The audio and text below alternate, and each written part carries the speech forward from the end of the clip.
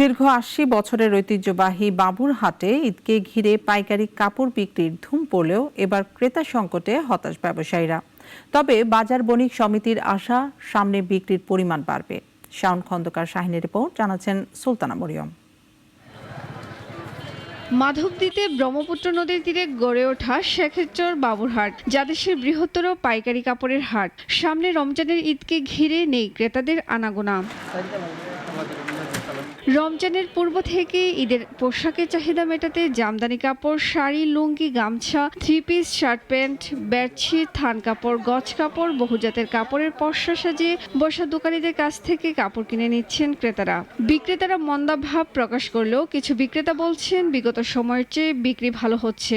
এই বছরের পরিস্থিতি গতবারের তুলনায় একটু বেশি, খুব বেশি একেবারে না।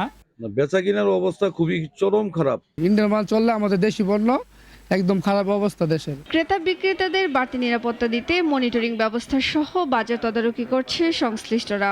এবারে রমজান জুড়ে প্রায় ৬,০০০ কোটি টাকার লেনদেনের আশা করছেন বণিক সমিতি কর্তৃপক্ষ। গত বছরের তুলনায় এবছর বেচাকেনি ভালোই, দ্রব্যমূল্য এখন কিছু শিথিল হয়েছে। এখন এইভাবে যেহেতু সামনে রমজানি, এই হিসাবে এখন বাজারের পরিস্থিতি ভালো। বাবুরহাট দেশের কাপড়ের চাহিদার ৭০% পূরণ করে বিদেশেও রপ্তানি হয়। তবে অগ্নি নির্বাপক ব্যবস্থা সহ বাজারের আধুনিকায়ন প্রয়োজন বলে দাবি ব্যবসায়ীদের। সুলতানা মরিয়ম, নাগরিক।